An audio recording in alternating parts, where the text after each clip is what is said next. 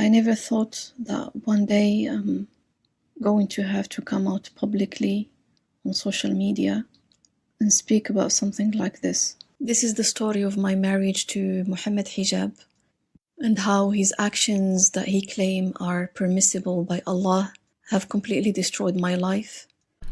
Welcome back, ladies and gentlemen. In this video, we're going to be looking at Mohammed Hijab and his secret marriage to his second wife, where he made her into, how can I put this delicately, kind of like a prostitute you don't pay, I guess is kind of the thing here. In short, Mohammed Hijab secretly got married to his second wife, because in Islam it is permissible to have polygamous marriages. I don't think that is a marriage, but they can have multiple wives to just one man, but not the other way around.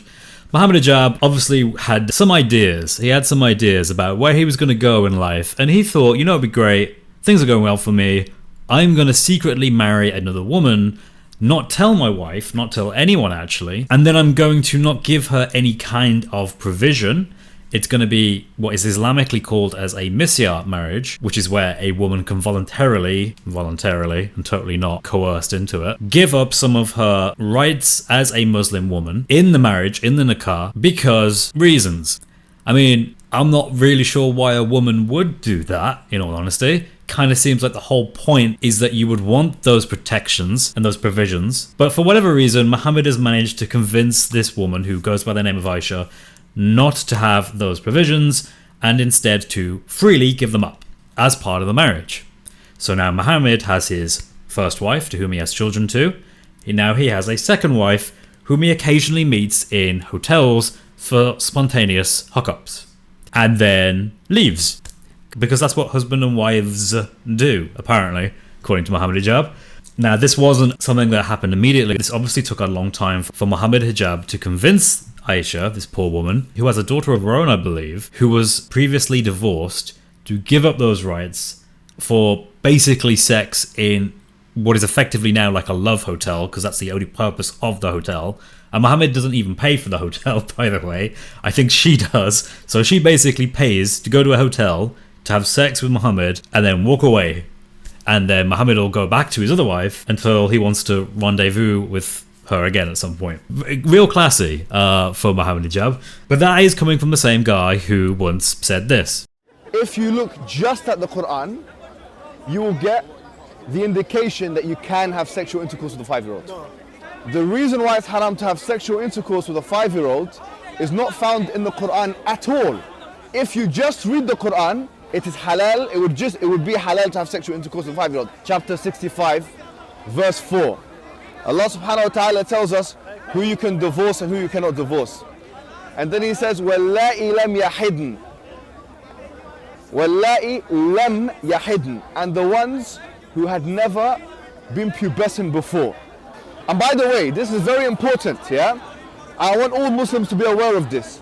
The reason why we don't have sexual intercourse with 5-year-olds and 6-year-olds and 7-year-olds or whatever is not because of puberty.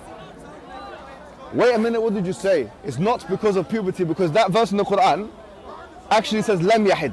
They never had puberty before. You can't go around that. The Quran doesn't say anywhere in the Quran that the woman has to be pubescent. I dare you to find one verse in the Quran where it says you're not allowed to marry someone based on harm, or you're not allowed to have sexual intercourse based on harm, or you're not allowed to marry someone based on puberty. Get me one verse in the Quran which says the woman has to be pubescent. No. You know, in the Quran it says حُرِّمَتْ عَلَيْكُمْ أُمَّهَاتِكُمْ. It says you're not allowed to marry your mum.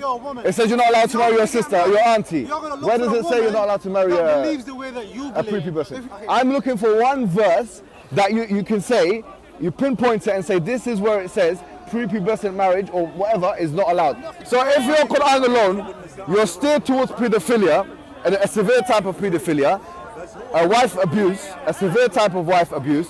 Yes, Mohammed Hijab has publicly defended the idea that if you were to look at the Quran alone, you would get the impression that it endorses a severe form of pedophilia. Mohammed Hijab's words, ladies and gentlemen. But just a few days ago, a channel by the name of Beyond the Veil, and I'll actually link to their video because I think it's important that people watch this. I'm going to just be covering like a shortened version of this. There is so much content now about this that's been leaked. It's all over the place, and Mohammed Hijab is doing damage control, and I'm here for that. I'm here for that, Mohammed Hijab. When you do damage control, I'll make more videos. Oh, this is brilliant. Anyway, on a serious note, I actually think what Mohammed Hijab is doing is awful and probably one of the most genuinely, and I don't use this word very often, misogynistic things you could possibly do to reduce a woman to nothing more than a sex object, literally. You don't even pay for it. You make her pay for it. And then you get upset and act like the victim when she comes publicly out to call you out on how you've treated her and what you've done to her, her child, and her family. But there's a YouTube channel called Beyond the Veil that, as far as I can tell, is a Muslim channel that tries to uncover some of the more dodgy sides of dawah. The D in dawah stands for dodgy, it seems. And he just records this and he just makes it public and says, hey, we need to address this and this problem. I think that's a notable goal. Well, he made a video on this because it seems as if Aisha, the second woman in this love triangle, came forward to publicly explain her story, what has happened, how Mohammed Hijab had convinced her to marry him, only to then say afterwards, actually, kind of appreciate it if you just stay in the hotel and I come to the hotel, we do a bit of rolling around and then I'm gonna go. That's marriage. But enough talking about it, let's watch the video. Fast forward, he started giving me hints that he's interested in getting married to me. He spoke to me about himself, his family, his childhood, his preferences. He told me I am not like your ex-husband. Whatever you see on social media, don't worry, because I'm very good as a husband.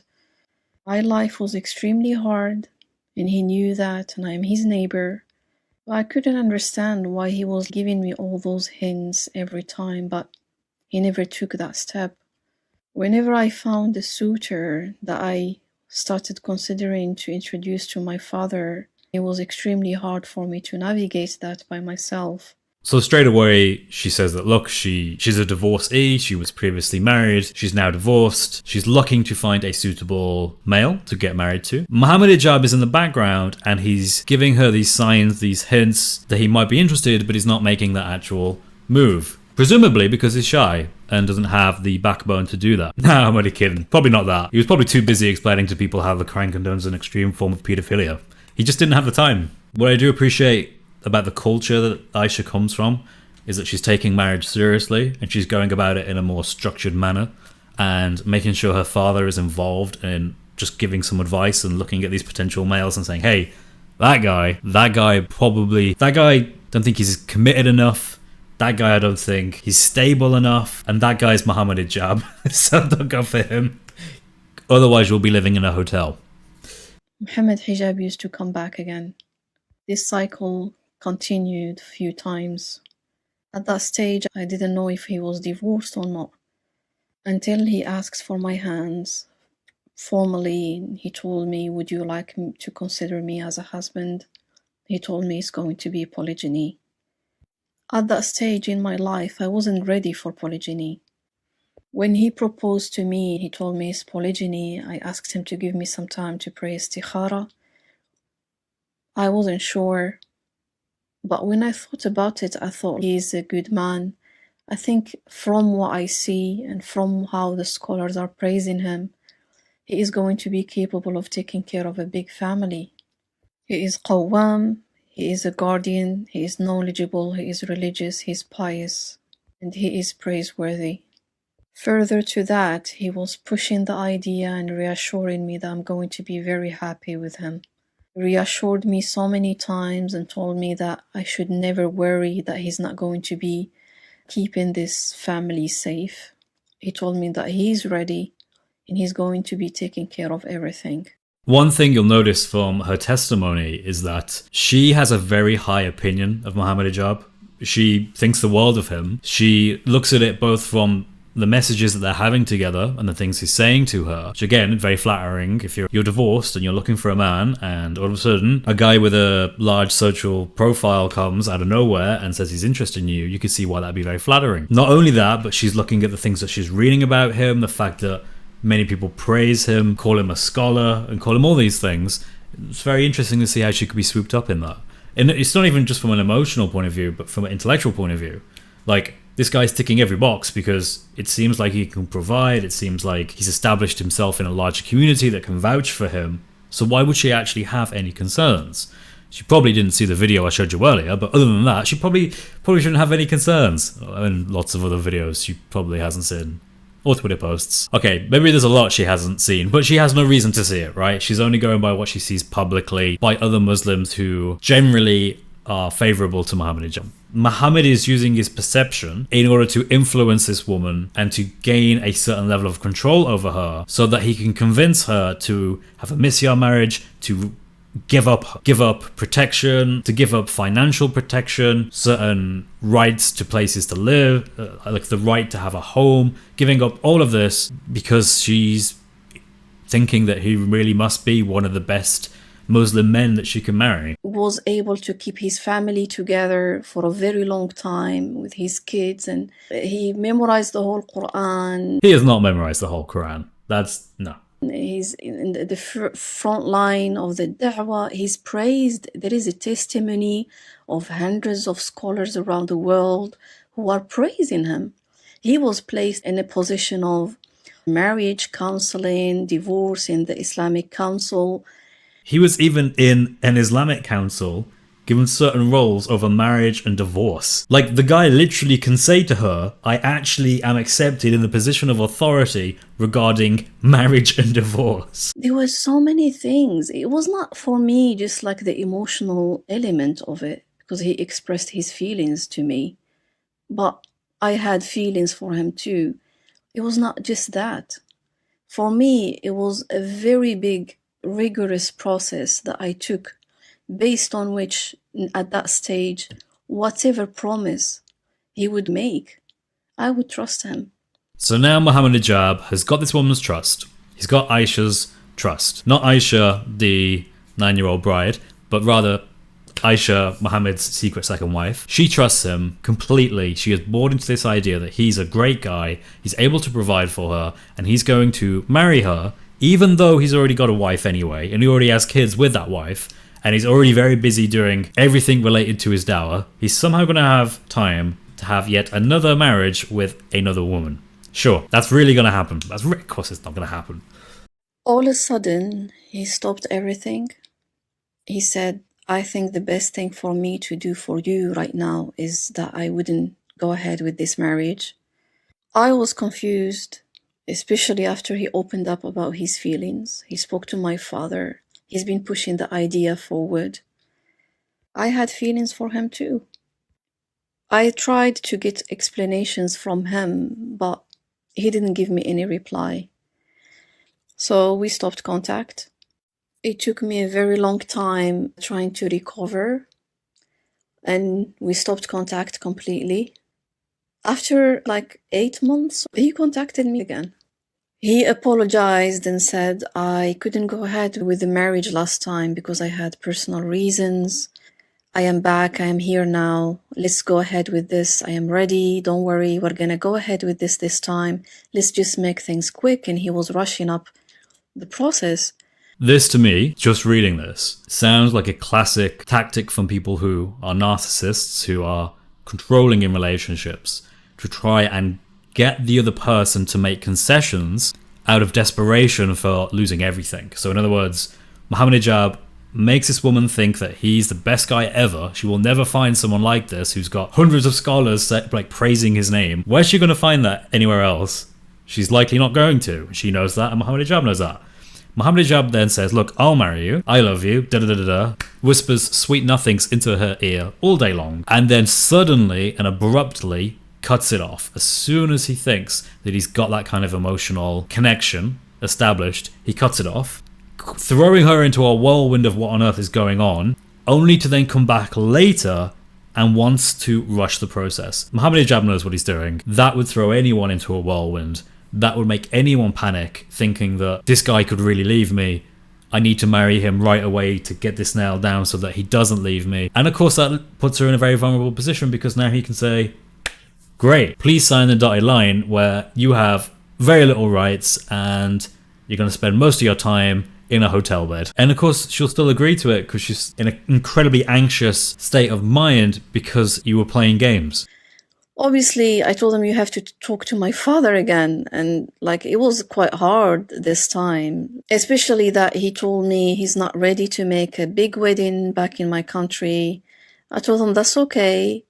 He said, I am not ready. I'm not able to go and meet your dad in person for personal reasons.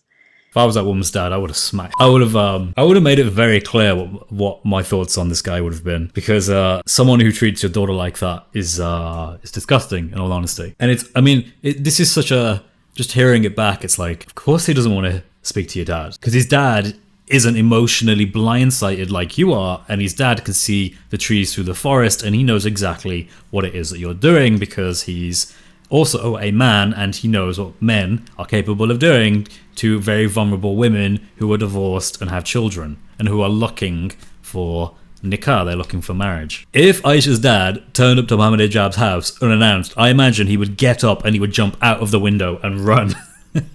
because he knows what would be coming, right? He knows he's accountable and he's got a lot to answer for. And I trusted him. He said, let's do this over Zoom. Guys, I'm so sorry, but I didn't know this was a thing actually until catching up with all this stuff. I didn't know this was a thing. Apparently it's not such a thing, such a bad thing anyway, in certain Islamic communities to have the nikah, the wedding, over Zoom. I can't imagine people getting married over Zoom. I think getting married over Zoom is like, basically, it's one step down from getting married in a fish and chip shop, in my mind. Like, that's kind of, or like a back alley. Like, there's you got like getting married in a fish and chip shop, getting married in a back alley, getting married over Zoom.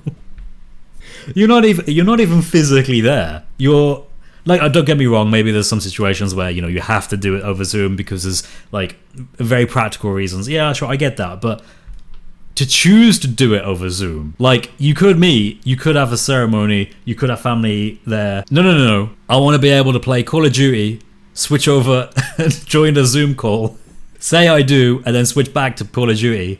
No, that's everything about that is wrong. And imagine Mohammed Hijab trying to explain to Aisha's dad that he wants to marry her over Zoom. And Aisha's dad is like, what? You want to marry my daughter over Zoom? And he's like, whoa, we can do Microsoft Teams if it's better. Google Meet, I'm happy with that as well. MSN. We'll have a traditional MSN Skype call. It'll be very traditional, very old-fashioned. I'm sure Aisha's dad would love that. Yeah. It's actually halal. Oh, it's halal. Oh, it's fine then. Don't worry, Aisha's dad, it's halal. Did I forget to tell you it was halal? Why are you yelling at me? It's a Zoom call. It's a halal Zoom call. Totally permissible by the best scholars of Islam. We're gonna get married on Microsoft Meets. And you just have to convince your dad. But he told me I'm not ready to show my face. I'm not ready to show my face. Yeah, I wonder why. This is basically why he's doing Zoom, because he's terrified of Aisha's dad. He probably wakes up in sweats in the middle of the night, thinking what would happen if Aisha's dad ever found this hotel. I was confused. I told him my dad is not going to agree to this. After we consummated the nikah, gradually the new rules showed.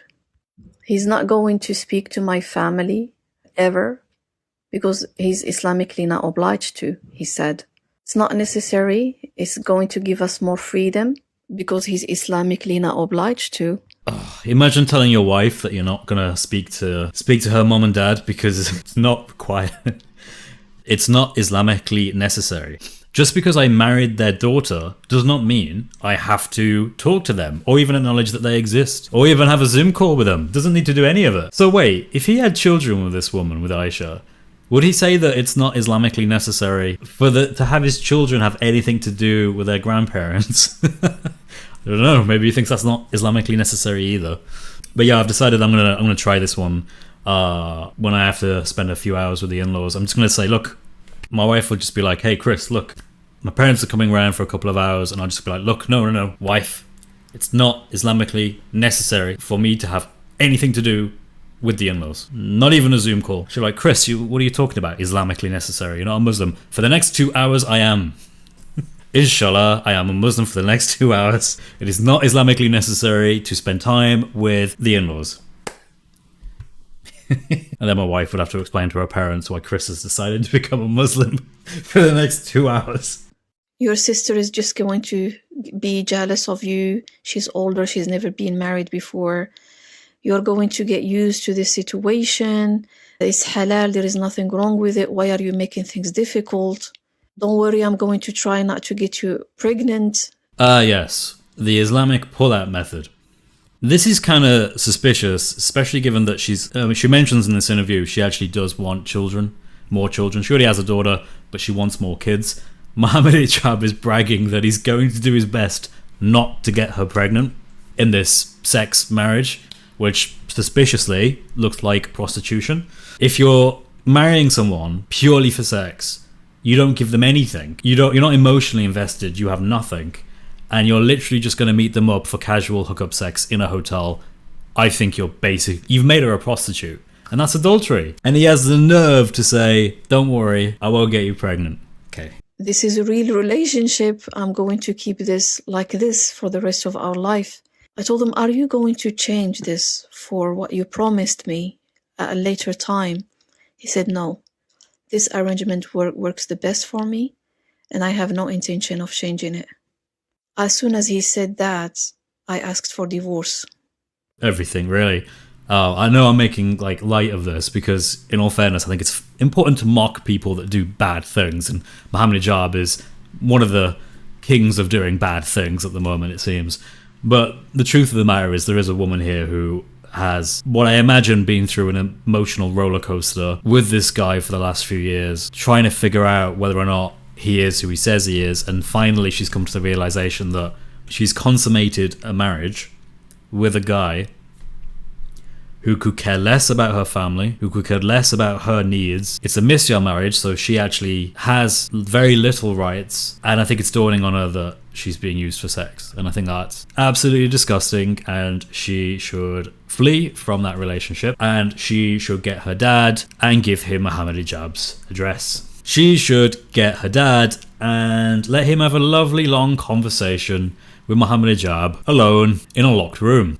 I think that would be very beneficial to everyone involved. One thing Mohammed Hijab is known for is that he talks a lot about there are certain things that you can Islamically do that actually most Muslims, let alone people who are non-Muslims, would find abhorrent. And he talks about, we all know that Muslim men can have up to 4 wives as long as they treat each wife appropriately, but that's just one side of it. The other side of it is you're not under any obligation to tell the other wives that you have another wife or that you're planning or you're seeking to get another wife. You don't have to tell them, because in Islam, one of the provisions is you can lie to your wife if it resolves conflicts and makes her happy or content. And in that kind of line of thinking, well, it kind of makes sense. If telling your wife that you're going to have another woman and you're going to marry her, so now you'll have 2 wives, that's obviously going to make her feel like crap. So if you lie, so again, there's not telling her the truth and keeping it a secret, but no, I'm not talking about that. I'm saying actual lying. Mohammed Hijab says you can actually lie. If she asks you, do you have a second wife or are you seeking a second wife? He can lie and say no for the sake of preserving relations with his existing wife. This is an Islamically allowed practice, according to Mohammed Hijab. And I'm not going to lie, I've read the hadith and that does seem to follow from what he's saying. He also talks about Misyar marriages, which is again the kind of marriage he had with Aisha, where she has very few rights. These tend to end in divorce. They don't have a particularly good success rate. It's something like, 80, 90% or something silly end up in divorce. And they tend to be used for sex. It is just a way for men to have sex. That's all this is. It's an Islamically approved way to commit adultery. Just keeping it real and saying what it is. He even gave a talk about it, and he even made a short about it, letting the world know. And this Muslim guy does a review of it, so let's watch this. I've gotten people married in 1 minute, in 60 seconds, because I was busy. Honestly, someone comes to the office and say, listen, I need to get married, this and that. I say, listen, I need to go to the toilet, so this is going to have to be a quick one. I tell you the truth, I've even gotten people married on WhatsApp. Now, there's a difference of opinion on the matter, but I was driving and this guy, he called me and said, look, I'm going to commit haram. He goes, I've got 2 witnesses ready on this WhatsApp group. Can I add you and you do the thing? So I brought them in. I said to the woman, I said to her, listen, this guy's probably going to leave you. I know this guy. And he was like, what are you doing? You're here to try and make things easy for me. I said, but it's not fair on the poor woman, because we know that you're a pernicious man. You're a khabis. And I said, what's the mahar? And the guy said, you don't want to hear this one. This was before McDonald's was on the boycott list. He goes, I'm going to give her a meal in McDonald's. I said, sister, don't do this. I said, at least have something. No, she said, I don't mind, I don't care, whatever. It happened, and he did, in fact, divorce her, unfortunately. But I said, I told you so, and that was it.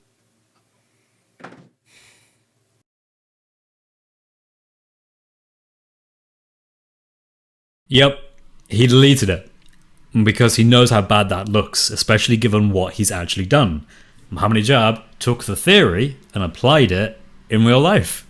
At least he's consistent. You got to appreciate people that tell you they're gonna do evil things and they enjoy evil things, and then, surprise, surprise, they actually go out and do evil things. They weren't just all talk, they could actually walk the walk as well. Now, this is kind of blown up. It's probably got a few 100,000, if not more, views at this point.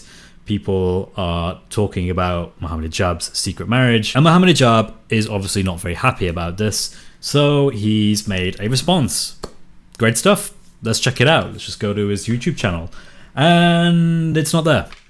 His response video isn't there because for some weird reason he decided to make a response video on a new channel that he obviously had made himself. Not only that, but the video is an AI video. He doesn't even use his real voice. He doesn't put his face on the video, doesn't show himself. He uses an AI voice to basically read a pre-prepared script for damage control, because he's that much of a coward, to try and basically just defame Aisha and to mock and ridicule her and to cast her into doubt, to make himself feel like he's actually the victim in all of this, when that couldn't be further from the truth. So let's watch the delightful response video that Mohammed Hijab couldn't even be bothered to publicly appear on. In an age where misandry often masquerades as moral vigilance, it seems for some that the mere accusation against a man is tantamount to guilt. If anyone doubts the legitimacy of the obsession narrative or suspects it to be merely a tool for Mohammed Hijab's self-justification, then I urge you to listen closely to the following. At that time, I look at this guy as a god, because I trust him enough. I was like, I didn't see at all anything wrong that's going to happen. This is for me like the story of the marriage of Salama with the Prophet sallallahu alaihi wasallam. As evident here, she openly commits a grave act of shirk, of the kind that places one beyond the pale of Islam, by declaring that she saw Mohammed Hijab as a god. While she may in some measure be excused by ignorance, such a statement nonetheless reveals either an alarming degree of obsession or a profound psychological instability. Yep, you heard that right, ladies and gentlemen. Because she used the expression, I saw Mohammed Hijab like a god, in other words, I saw him as a very profound, very high up, very highly valued person that I had put my life and my trust in. That's apparently an evil, horrible thing to do. She basically means that she thinks hijab is an actual god, and she's renounced her faith in Allah, and she's not a Muslim anymore. That is actually what he's trying to ask you to think. He's basically saying, let's put our stupid hats on for a moment and forget how metaphoric language works, poetic language works, idioms, expressions, and just pretend that whatever she says has to be meant literally. So when she says, I saw Mohammed Hijab as a god, obviously she's now a polytheist. Yes, very clever, Mohammed Hijab. You have the emotional intelligence of a small child. What will be shown includes the nature of their communication, specifically the text messages she sent him. Oh, we got text messages now. You know this is going to be good. It's going to be very spicy. She's going to be like saying all sorts of crazy stuff, and yeah, let's watch.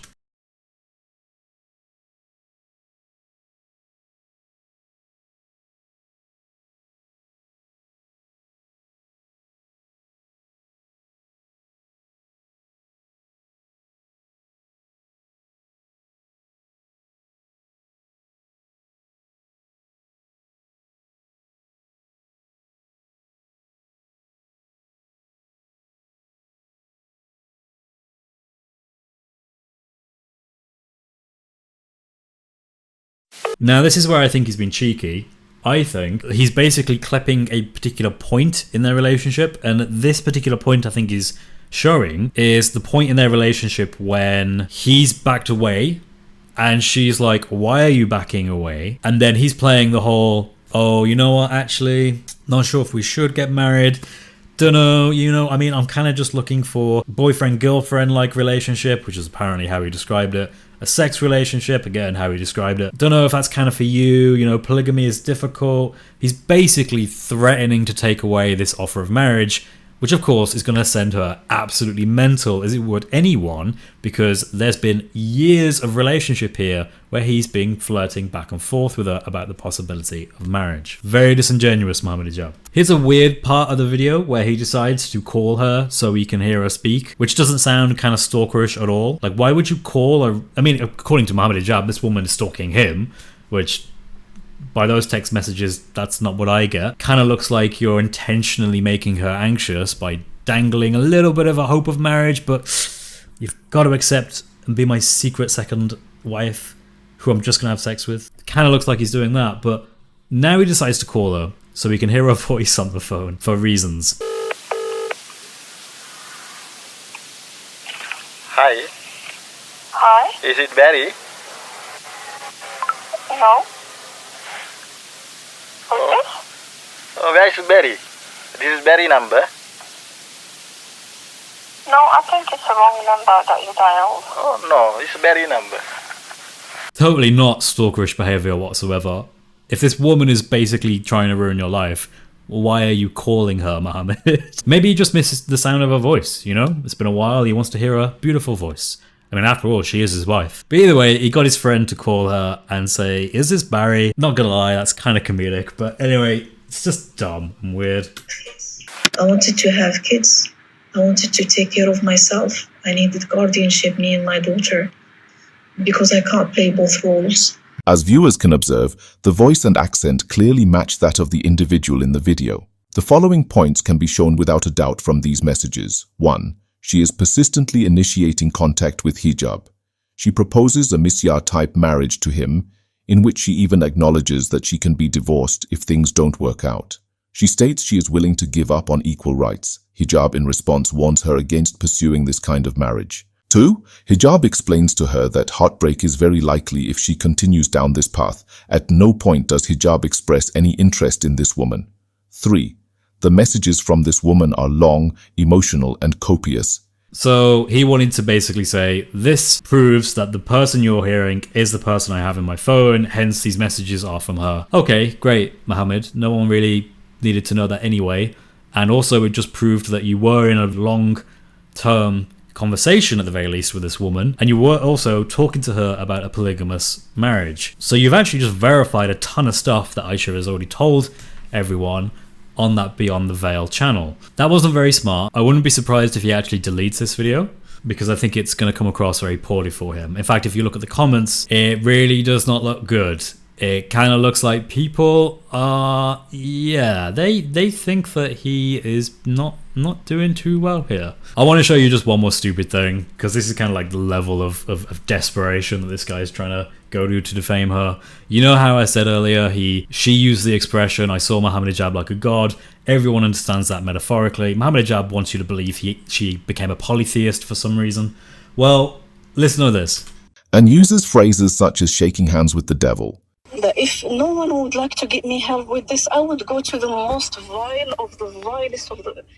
I'm in a public place, right? I have no problem even being hand-to-hand with shaitan to getting this out. She goes as far as to request a mubahala, while simultaneously expressing a willingness to shake hands with the devil, which naturally raises serious doubts about the sincerity and validity of her request. Conclusion. This is a neurotypical woman exhibiting obsessive tendencies who has acted in a desperate and groveling manner. Desperate and groveling manner. Neurotypical woman. Everything, the way he phrases everything is intentionally to hurt people. And it's also very much framed basically like, it's kind of like he wrote a political speech, but he decided to make it really emotional and twisted to hurt people. It's kind of a weird skill he has there. Mohammed Hijab is trying to ask you to believe that when she said, look, I'm willing to meet him in person, even if I have to shake hands with Shaitan, even if I have to shake hands with the devil, I'm willing to meet him in person. He wants you to believe that she using the expression shake hands with the devil, shake hands with Shaitan, is like, I don't know, she believes that Mohammed Hijab is literally the devil, and she's okay with shaking hands with literally the devil, therefore she is not a real Muslim. That's what he wants you to believe from that conversation. No one with 10 brain cells thinks that she actually believes Mohammed Hijab is the Shaitan in a literal sense. Rather, Mohammed, this is called expressive language. You use metaphors to express how you feel about people, but it's intentional. Like, he knows full well what she's trying to say. He's just expressing it in the worst possible light because he's now defaming her, and he's being a coward and not showing his face, and he's not even showing his actual voice, but it's obvious from the way this is written, this is very much Mohammed Hijab. Anyway, ladies and gentlemen, there is a ton to this. I will put some links down below if you want to continue looking into this. I think the fact that there are public dawah Muslim figures in England, in Britain, who genuinely think this is okay and they put this into practice is disgusting. And I think the woman should get everything that she is owed and is due from Mohammed Hijab for having put her through this absolute nightmare for the last few years. And I think Muslims should hold him account. I think Muslims should say, look, you are obviously not a pious man. You have abused your position of trust in order to influence women to get sex in what is an adulterous relationship. He wanted a Misyar marriage. He obviously coerced her into it. Obviously. You literally have someone who is looking for a relationship, needs a relationship, and a guy who has 100 scholars who will back him up. And you're telling me there's no power imbalance? Come on.